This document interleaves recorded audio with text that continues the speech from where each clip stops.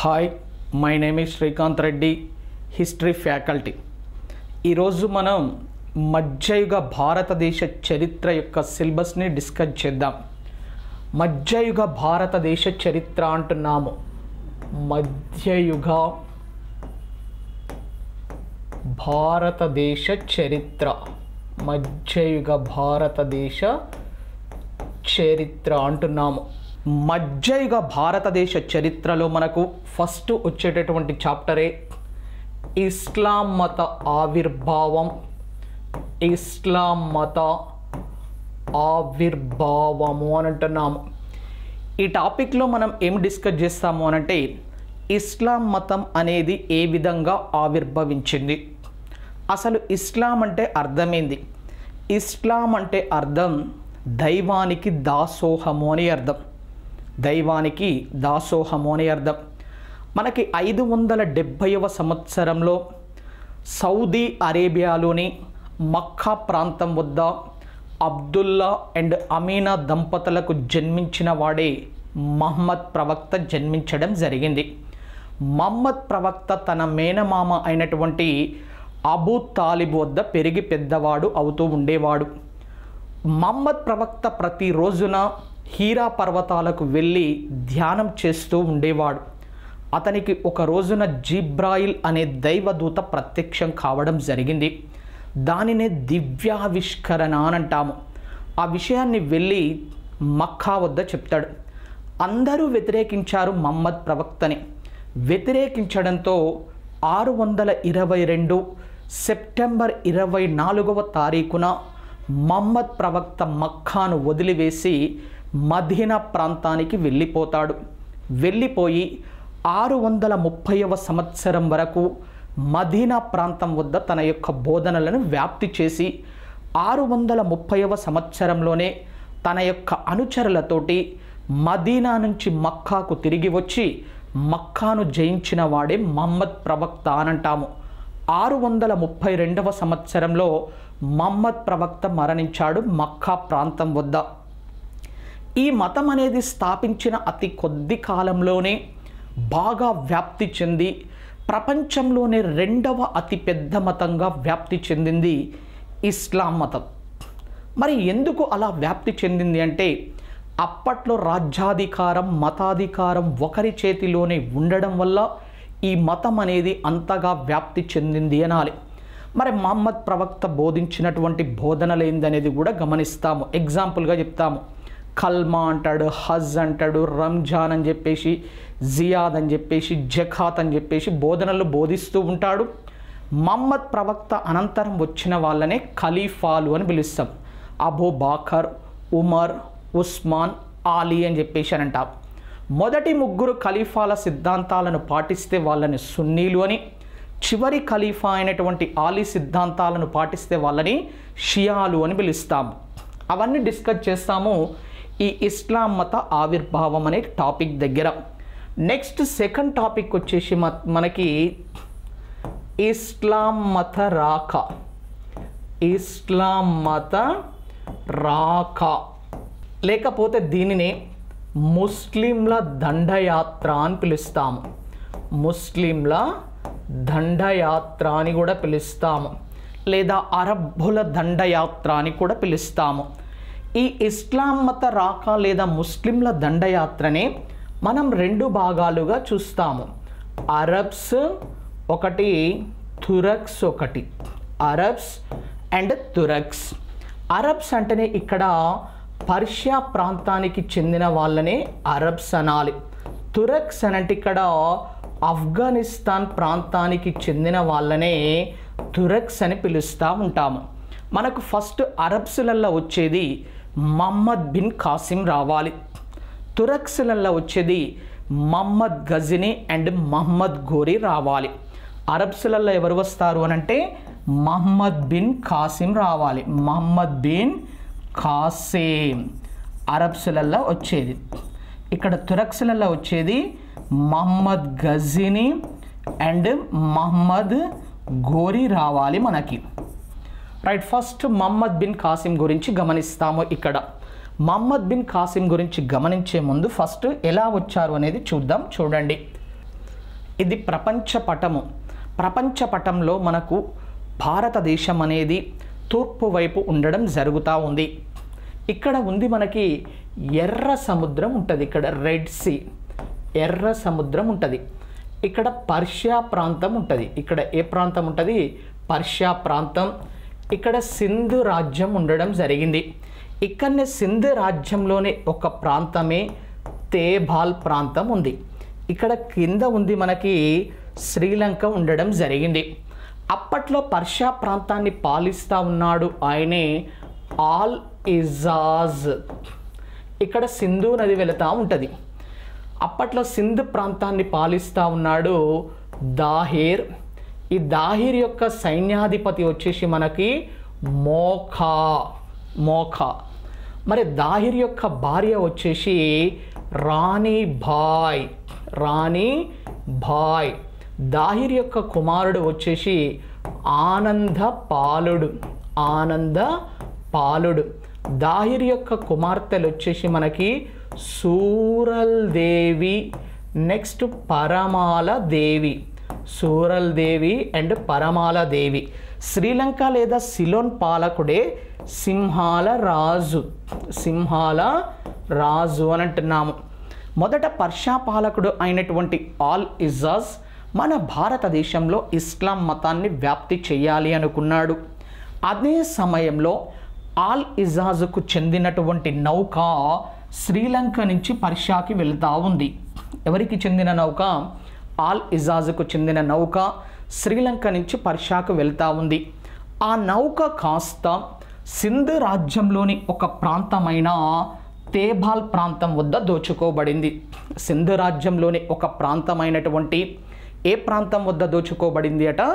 తేబాల్ ప్రాంతం వద్ద దోచుకోబడడం జరిగింది. వెంటనే ఆల్ ఇజాజ్ ఏం చేశాడు అనంటే బుధాయున్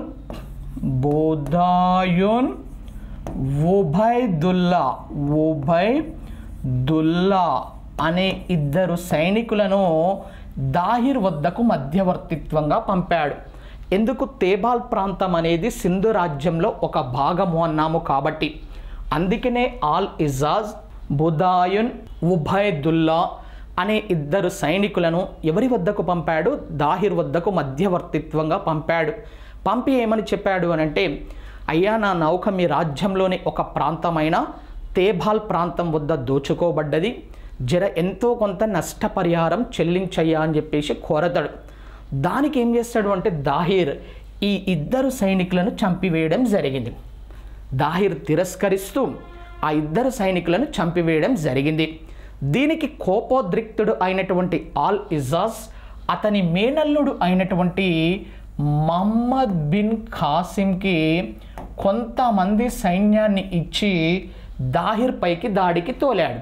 ఎవరిపైకి? దాహిర్ పైకి దాడికి తోలడం జరిగింది. అప్పుడు మహమ్మద్ బిన్ ఖాసిం యొక్క సైనికులు సింధు రాజ్యంపై దాడి చేయాలి అనంటే ఇక్కడ పక్కన ఏ నది వెళుతూ ఉంది అన్నాం? సింధు నది వెళుతూ ఉంది. ఆ సింధు నదిని దాటి సింధు రాజ్యం లోపలికి రావడానికి మహమ్మద్ బిన్ ఖాసింకి సహకరించిన వ్యక్తే దాహిర్ యొక్క సైన్యాధిపతి అయిన మోఖా సహాయం చేయడం జరిగింది. అందుకనే మిడివల్ హిస్టరీలో మోఖాని మొదటి ద్రోహి అని అంటాము. ఎవరిని? మోఖాని మొదటి ద్రోహిగా పరిగణిస్తూ ఉంటాము. అప్పుడు మహమ్మద్ బిన్ ఖాసిం సైనికులు సింధు నదిని దాటి సింధు రాజ్యం లోపలికి ప్రవేశిస్తారు. అప్పుడు మహమ్మద్ బిన్ ఖాసింకి దాహిర్కి మధ్యన క్రీస్తు శకం 712వ సంవత్సరంలో జరిగినటువంటి యుద్ధమే రేవార్ యుద్ధం జరిగింది. ఏ యుద్ధం జరిగింది? రేవార్ యుద్ధం జరిగింది. ఈ యుద్ధంలో మహమ్మద్ బిన్ ఖాసిం దాహిర్ని చంపివేస్తాడు. ఎవరిని చంపివేశాడు? దాహిర్ని చంపివేయడంతో దాహిర్ భార్య అయినటువంటి రాణి భాయ్ వీరోచితంగా పోరాడి మరణించింది అని అంటాము. అనంతరం దాహిర్ కుమారుడు అయినటువంటి ఆనందపాలుడు వెళ్ళి ఇస్లాం మతాన్ని స్వీకరించాడు. అందుకనే ఇస్లాం మతాన్ని స్వీకరించిన మొదటి హిందువు ఎవరు అనంటే ఆనందపాలుడు అని చెప్తాము. దాహిర్ యొక్క కుమార్తెలైనటువంటి సూరల్ దేవి, పరమాల దేవి వీళ్ళిద్దరిని మహమ్మద్ బిన్ ఖాసిం అప్పటి ఖలీఫా అయినటువంటి రెండవ వాలిదికి బహుమతిగా పంపించాడు. ఎవరెవరిని? సూరల్ దేవి అండ్ పరమాల దేవిని. అంటే దాని మీనింగ్ ఏంది అని అంటే, ఆ క్వశ్చన్ అడిగారు ప్రీవియస్లో. ఏమని అడిగారు అంటే, రేవార్ యుద్ధ సమయంలో ఉన్న ఖలీఫా ఎవరు అని. ఎవరు అనంటే రెండవ వాలిద్ అని చెప్పాలి. రైట్. ఇప్పుడు మహమ్మద్ బిన్ ఖాసిం వీళ్ళు ఏ ప్రాంతానికి చెందిన వాళ్ళు అన్నాం? పర్షియా ప్రాంతం వాళ్ళని ఏమని పిలవాలి అన్నాం? అరబ్బులు లేదా అరబ్స్ అని పిలవాలి. అరబ్బులు మన భారతదేశంలోకి వచ్చారు.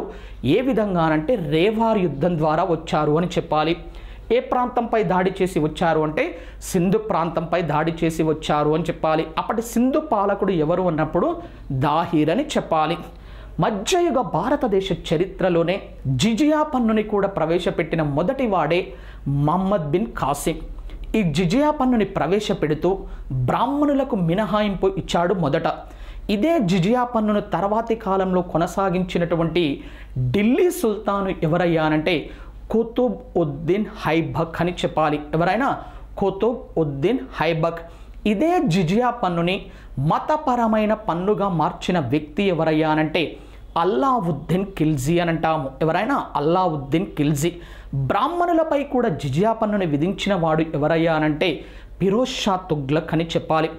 జిజియా పన్నుని రద్దు చేసిన మొఘల్ చక్రవర్తి ఎవరయ్యానంటే అక్బరనాలి. జిజియా పన్నుని తిరిగి ప్రవేశపెట్టింది ఎవరయ్యానంటే ఔరంగజేబ్ మల్లా. జిజియా పన్నుని చివరగా రద్దు చేసింది 1వ బహదూర్ షా అని అంటాము. మళ్ళీ మొఘల్ చక్రవర్తులల్లా. ఈ విధంగా వచ్చారు మనకు అరబ్బులు. రైట్. మహమ్మద్ బిన్ ఖాసిం అనంతరమే వచ్చిన వాళ్ళు తురక్స్. వాళ్ళే మహమ్మద్ గజిని అండ్ మహమ్మద్ ఘోరీ అన్నాము. ఫస్ట్ వచ్చాడు ఎవరైనా తురక్స్లల్లా మహమ్మద్ గజిని.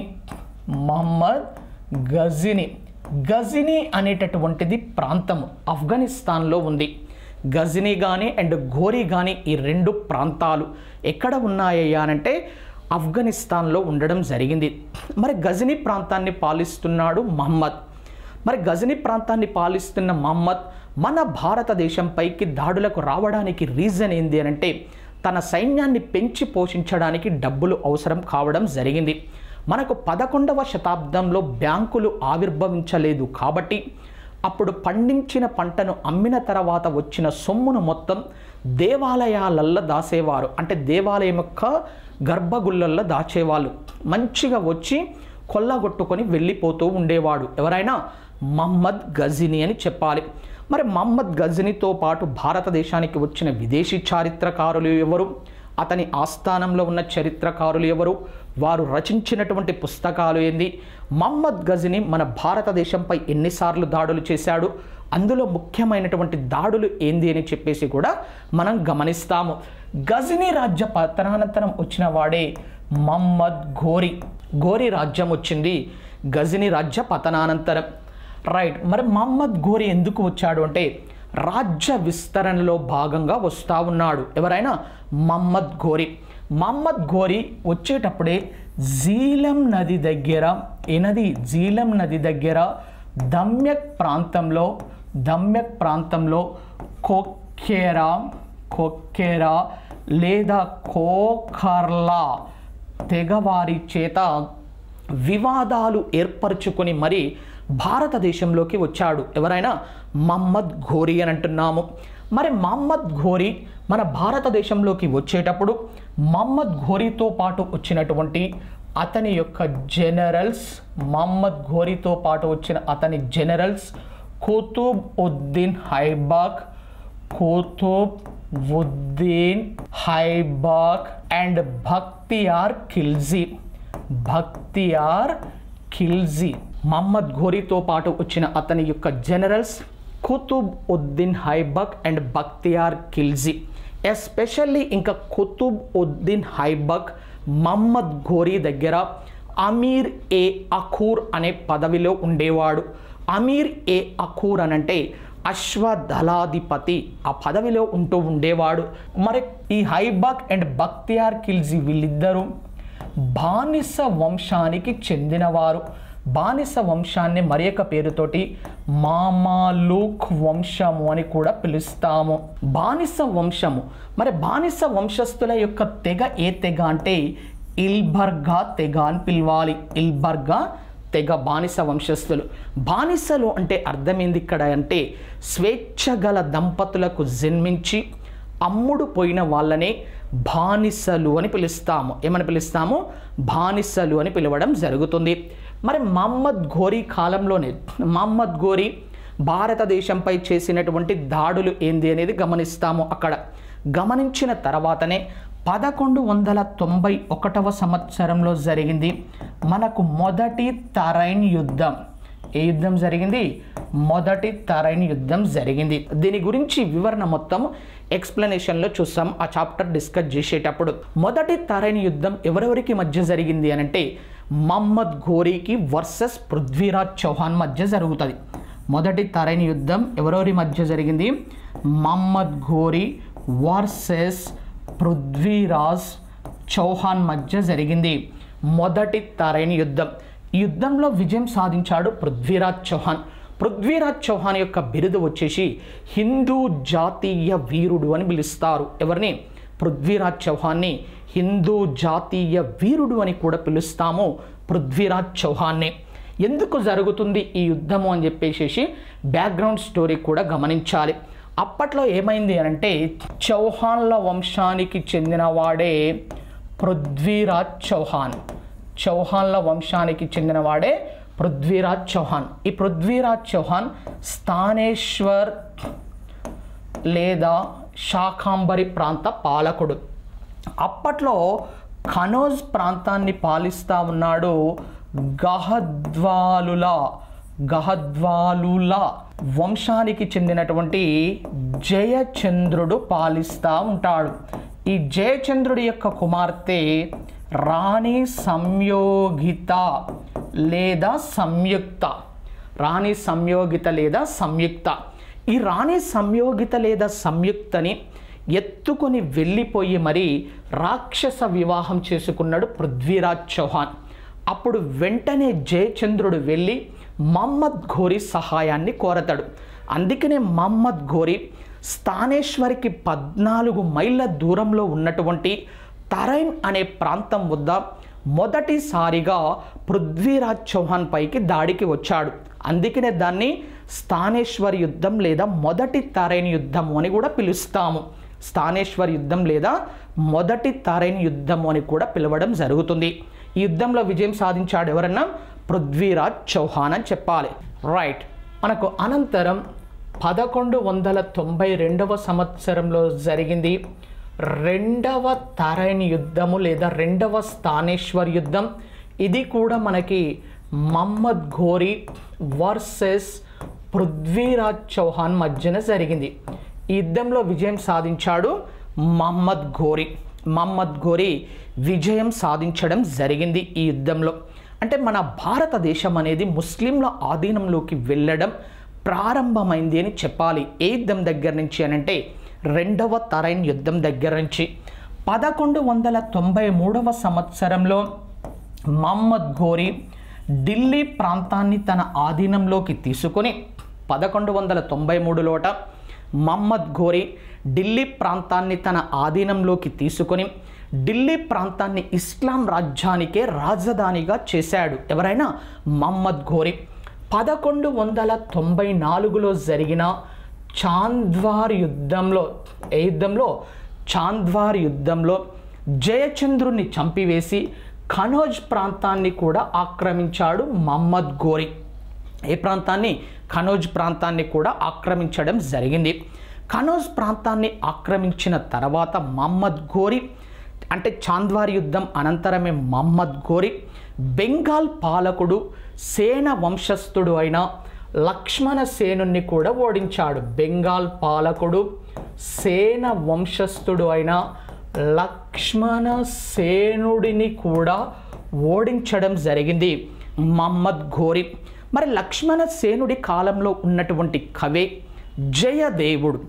జయదేవుడు రచించినటువంటి రచనే గీతా గోవిందము అని అంటాము. ఏ గోవిందం? గీతా గోవిందం. అంటే 12th సెంచరీలో జయదేవుడు రచించాడు గీతా గోవిందాన్ని. రచిస్తే 16th సెంచరీలో గీతా గోవిందానికి వ్యాఖ్యానాలు అంటే వివరణ రాశాడు అరవీటి తిరుమల రాయలు. విజయనగర సామ్రాజ్యానికి చెందిన అరవీటి తిరుమల రాయలు గారు వివరణ రాయడం జరిగింది గీతా గోవిందానికి అని చెప్పాలి. రైట్. ఈ బెంగాల్ ప్రాంతాన్ని ఆక్రమించిన తర్వాత మహమ్మద్ గోరి బెంగాల్ ప్రాంతానికి తన ప్రతినిధిగా బక్తియార్ ఖిల్జీని నియమించాడు. ఏ ఖిల్జీని? బక్తియార్ ఖిల్జీని నియమించడం జరిగింది.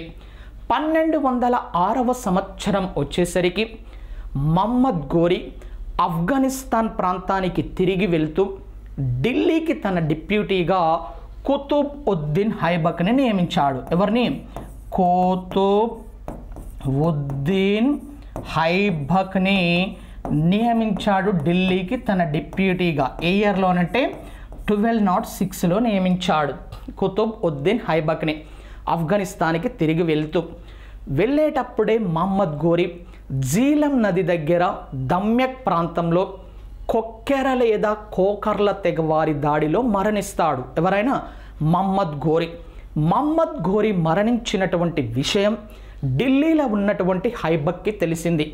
వెంటనే ఐబక్ ఢిల్లీలో స్వతంత్రాన్ని ప్రకటించుకున్నాడు. అప్పటి నుండే మనకు ఢిల్లీలో బానిస వంశ పాలన ప్రారంభమైంది అని చెప్తాము. ఎందుకు? కుతుబ్ ఉద్దీన్ ఐబక్ ఏ వంశస్థుడు? బానిస వంశస్థుడు. అందుకని ఢిల్లీలో ఏ వంశ పాలన ప్రారంభమైంది అని అంటున్నాము? బానిస వంశ పాలన ప్రారంభమైంది అని చెప్పాలి. దాన్నే మనం ఢిల్లీ సుల్తాన్లుగా చూస్తాము. ఏ సుల్తాన్లు?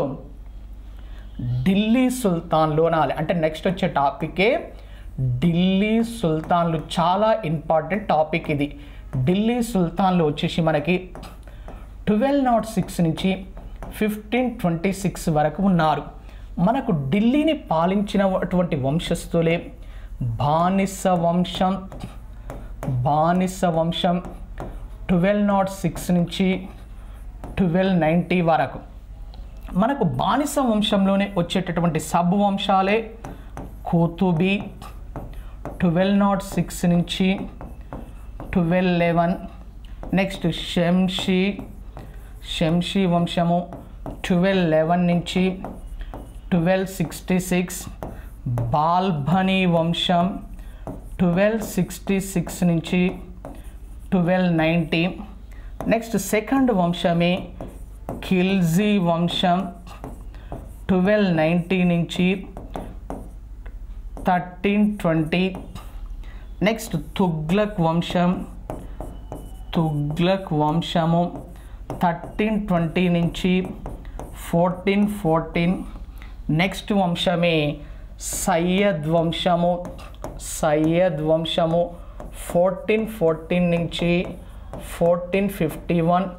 ఫైనల్లీ చివరి వంశమే లోడీ వంశము 1451 నుంచి 1526 వరకు ఉంది మనకి. ఏ వంశము? లోడీ వంశము. వీటిని ఢిల్లీని పాలించిన వంశాలుగా పరిగణిస్తూ ఉంటాము. రైట్. ఇందులో ఎవ్రీ వంశం కూడా ఇంపార్టెంటే. ఇక్కడి నుంచి కన్ఫామ్గా మార్కులు రావడం జరుగుతూ ఉంది. రైట్. మనకి ఇక్కడనే తుగ్లక్ వంశం దగ్గర నుంచి మనకి 2 సామ్రాజ్యాలు పుట్టుకొచ్చాయి. తుగ్లక్ వంశం దగ్గర నుంచే మనకు ఎన్ని సామ్రాజ్యాలు ఆవిర్భవించాయ్యా అంటే 2 సామ్రాజ్యాలు ఆవిర్భవించాయని చెప్పాలి. అవే వచ్చేసి మనకి విజయనగర సామ్రాజ్యము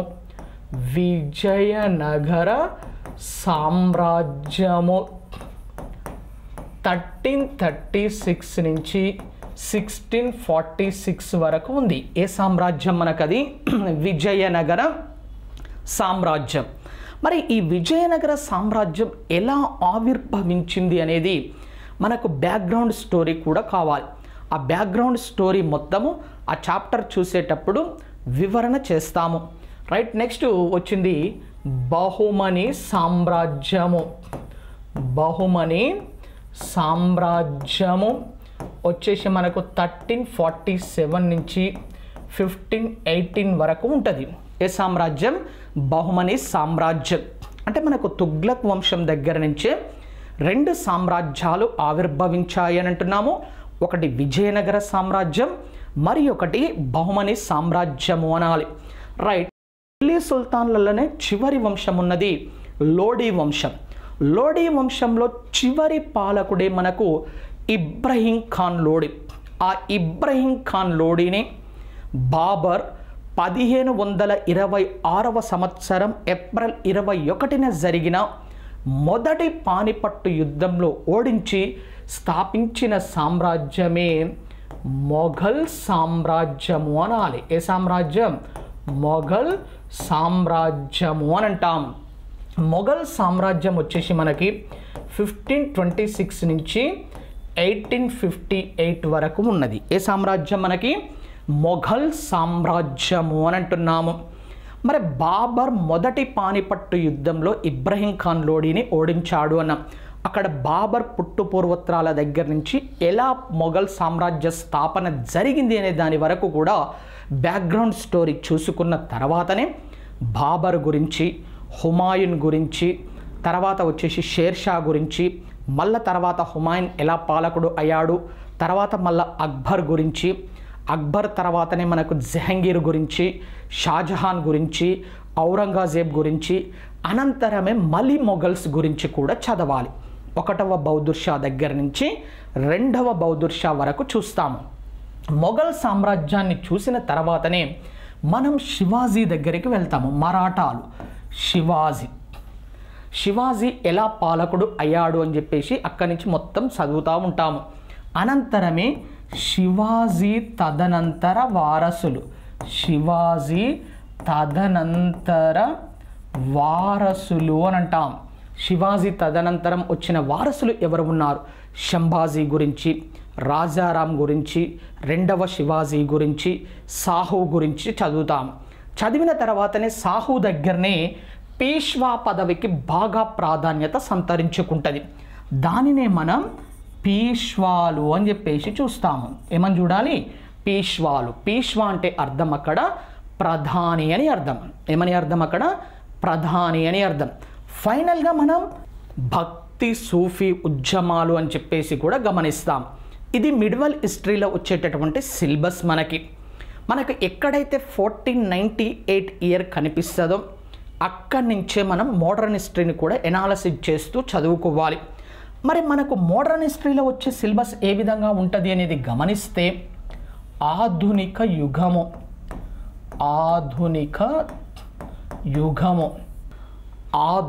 యుగము లేదా మోడర్న్ హిస్టరీ అని అంటున్నాము. మోడర్న్ హిస్టరీలో వచ్చేటటువంటి సిలబస్ ఏ విధంగా ఉంటుంది అని అంటే మనకు ఫస్ట్ టాపిక్ యూరోపియన్ల రాక. మన భారతదేశానికి యూరోపియన్లు ఎందుకు రావాలి అనుకున్నారు? మన భారతదేశానికి యూరోపియన్లు రావడానికి ఉన్నటువంటి అత్యంత సులభమైనటువంటి మార్గం ఏముండేది? అసలు భారతదేశానికి యూరోపియన్లు ఎలా వచ్చారు అనేది గమనిస్తాం. మనకు భారతదేశానికి వచ్చిన యూరోపియన్లు ఎవరయ్యా అనంటే పోర్చుగీస్ వారు, డచ్ వారు, బ్రిటిష్ వారు, డెన్స్ వారు, ఫ్రెంచ్ వారు రావడం జరిగింది. మరి ఈ 5గురు వస్తే ఈ యూరోపియన్లు ఏర్పాటు చేసిన స్థావర కేంద్రాలు ఏమున్నాయి? మరి బ్రిటిష్ వారు ఒక్కలే ఎలా ఆధిపత్యం సంపాదించారు అనేది గమనించాలి. లేకపోతే ఫస్ట్ ఈ బ్రిటిష్ వాళ్ళు ఏం చేయాలంటే 4గురిని అణచివేయాలి. ఎవరి 4గురిని? Portuguese, Dutch, Danes and French. Portuguese అంటే ఏ దేశస్తులు? స్పెయిన్ లేదా పోర్చుగల్. డచ్ అంటే నెదర్లాండ్స్ లేదా హాలాండ్. డెన్స్ అంటే డెన్మార్క్. ఫ్రెంచ్ అంటే ఫ్రాన్స్ దేశస్తులు. వీళ్ళను ఎలా అణచివేసి ఆధిపత్యం సంపాదించారు అని చెప్పేసి చదవాలి. సబ్ టాపిక్ అది. దాన్ని యూరోపియన్ల మధ్య ఆధిపత్య పోరు, యూరోపియన్ల మధ్య ఆధిపత్య పోరు, బ్రిటిష్ వారి విజయము అని చెప్పేసి గమనిస్తాము. ఇక్కడ సబ్ టాపిక్ అది. సబ్ టాపిక్ యూరోపియన్ల మధ్య ఆధిపత్య పోరు, బ్రిటిష్ వారి విజయం. అనంతరమే బ్రిటిష్ వాళ్ళు ఏం చేయాలి అంటే మన భారతదేశాన్ని ఆక్రమించాలి. దాన్నే భారతదేశ ఆక్రమణ అని అంటాం. లేదా బ్రిటిష్ పాలన ఏర్పాటు లేదా బ్రిటిష్ సామ్రాజ్య వ్యాప్తి అని అంటాము. చాలా పెద్ద టాపిక్ ఇది. మన భారతదేశ ఆక్రమణలో భారతదేశాన్ని బ్రిటిష్ వాళ్ళు ఆక్రమించిన వరుస క్రమమే ఫస్ట్ కర్ణాటక వెళ్ళిపోవాలి, మనకు 1763లో వెళ్ళిపోవాలి. ఇక్కడనే 3 యుద్ధాలు జరుగుతాయి. వాటిని ఆంగ్లో కర్ణాటిక్ యుద్ధాలు అని పిలుస్తాము. ఏ యుద్ధాలు? ఆంగ్లో కర్ణాటిక్ యుద్ధాలు. నెక్స్ట్ బెంగాల్ ఆక్రమణ 1764లో వెళ్ళిపోవాలి. బెంగాల్ 2 యుద్ధాలు జరుగుతాయి. నెక్స్ట్ మైసూర్ ఆక్రమణ 1799లో వెళ్ళిపోతుంది. 4 యుద్ధాలు జరుగుతాయి. నెక్స్ట్ మరాఠా వెళ్ళిపోవాలి. 1818లో 3 యుద్ధాలు జరుగుతాయి. నెక్స్ట్ సింధ్ ఆక్రమణ 1843లో వెళ్ళిపోవాలి. 0 యుద్ధాలు. అతి సునాయాసంగా ఆక్రమించారు బ్రిటిష్ వారు సింధ్ ప్రాంతాన్ని. సింధ్ అనంతరమే పంజాబ్ ఆక్రమణ, దాన్నే ఆంగ్లో సిక్ యుద్ధాలు అని అంటాము. 1849లో వెళ్ళిపోవాలి. 2 యుద్ధాలు జరుగుతాయి. నెక్స్ట్ అవధ్ లేదా అయోధ్య 1856లో వెళ్ళిపోవాలి. ఈ అవధ్ లేదా అయోధ్యని కూడా అతి సునాయాసంగా ఆక్రమించారు. 0 యుద్ధాలు. మొత్తం మీరు గమనిస్తే 3, 2, 5, 4, 9, 3, 12, 14 యుద్ధాలు జరిగాయి. ఇక్కడ 1856 అవధ్ ఆక్రమణ అనంతరమే మనం 1857లో జరిగింది మనకు అదే సిపాయిల తిరుగుబాటు అని అంటాము. మరి ఇక్కడ చూస్తాం సిపాయిల తిరుగుబాటుకు గల కారణాలు ఏంది? సామాజిక కారణాలు ఏమున్నాయి, ఆర్థిక కారణాలు ఏమున్నాయి, రాజకీయ కారణాలు ఏమున్నాయి, మత కారణాలు ఏమున్నాయి, అండ్ తక్షణ కారణం ఏముంది అనేది చూడాలి. చూసిన తర్వాతనే ఏ ప్రాంతాల వద్ద తిరుగుబాటు జరిగింది, చేసిన వారు ఎవరు, అణచివేసిన వాళ్ళు ఎవరు అనేది చూస్తాము. చూశాకనే తిరుగుబాటు పైన ఇవ్వబడినటువంటి స్టేట్మెంట్స్ ఏమున్నాయి, తిరుగుబాటు పైన రచించబడిన రచనలు ఏమున్నాయి, నెక్స్ట్ తిరుగుబాటు విఫలం కావడానికి రీజన్స్ ఏంది, దీనివల్ల పొందినటువంటి ఫలితాలు ఏంది అనేది చూస్తాము. సిపాయిల తిరుగుబాటు కారణంగానే భారతదేశంలోని మేధావులు అందరూ ఒకటి కావాలి అని నిర్ణయించుకుంటారు. అది కాస్త మనకి 1885లో ఐఎన్సి ఏర్పడటానికి దారితీస్తుంది. ఎప్పుడైతే ఐఎన్సి ఏర్పడిందో మనకి జాతీయోద్యమాలు ప్రారంభమయ్యాయి అంటాము. ఏ ఉద్యమాలు? జాతీయోద్యమాలు ప్రారంభమయ్యాయి అని అంటాం. 1885లో ఏర్పడింది INC, Indian National Congress. INC ఏర్పాటుతోటే మనకి ఏ ఉద్యమాలు స్టార్ట్ అయ్యాయి అనాలి? జాతీయోద్యమాలు అనేవి ప్రారంభము అయ్యాయని చెప్పేసి అని అంటాము. ఈ జాతీయోద్యమాలని మనం 3 పార్ట్స్గా డివైడ్ చేస్తాము. ఒకటి మితవాదులు, నెక్స్ట్ సెకండ్ వన్ అతివాదులు, నెక్స్ట్ వన్ గాంధీయుగం. మితవాదులు, అతివాదులు, గాంధీయుగము అని చెప్పేసి డివైడ్ చేస్తాము. ఇక్కడనే మితవాదులను చూసుకొని అతివాదుల దగ్గరికి వెళ్ళే ముందు మధ్యలో వందే మాతర ఉద్యమాన్ని కూడా గమనించాలి. ఏ ఉద్యమాన్ని? వందే మాతర ఉద్యమాన్ని గమనించాలి. రైట్. ఫస్ట్ మితవాదులు అని అంటున్నాం. మితవాదులను చూసేటప్పుడు మితవాదుల యొక్క లక్ష్యం ఏముంది, దానికి ఉన్నటువంటి పద్ధతులు ఏంది, మితవాద నాయకులు ఎవరెవరు వస్తారు అని చెప్పేసి గమనిస్తాము.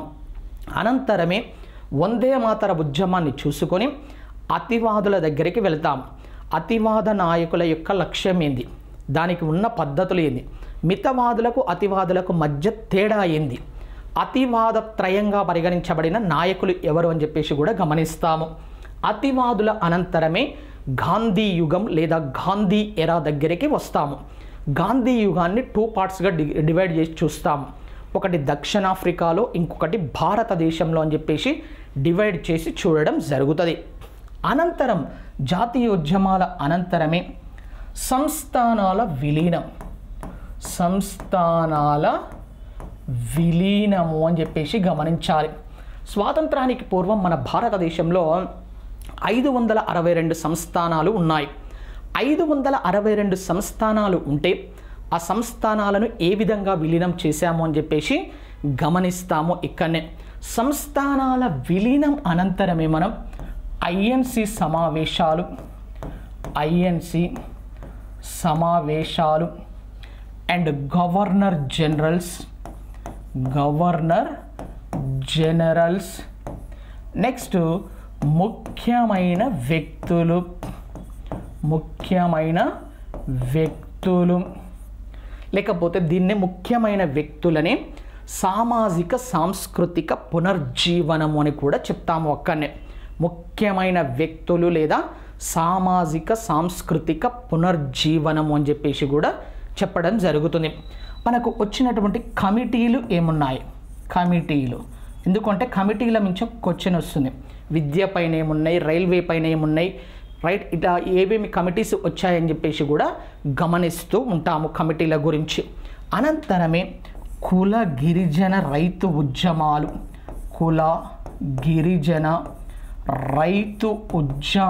అని చెప్పేసి కూడా గమనించాలి. కుల గిరిజన రైతు ఉద్యమాలు అని చెప్పేసి కూడా గమనిస్తాం. ఇది మనకు మోడర్న్ హిస్టరీలో వచ్చేటటువంటి సిలబస్. దీనికి ఎడిషనల్గా మనం ఏం చేస్తాము అంటే రెగ్యులర్గా ఒక క్వశ్చన్స్ వస్తున్నాయి ఒక 2 టాపిక్స్ మీద. ఏంది అది అంటే ఘరానాల నుంచి ఒకటి, నెక్స్ట్ నాట్యాల నుంచి కూడా ఒక క్వశ్చన్ వస్తూ ఉంది. ఈ 2 టాపిక్స్ మీద ఘరానాలు ఒకటి అండ్ నాట్యాలు, భరతనాట్యము, కూచిపూడి నాట్యము, రైట్, ఇలా నాట్యాల మీద కూడా ఒక క్వశ్చన్ వస్తూ ఉంది. వాటి గురించి కూడా ఎడిషనల్గా చూడడం జరుగుతుంది. ఇది మనకు ఇండియన్ హిస్టరీకి ఉన్నటువంటి సిలబస్.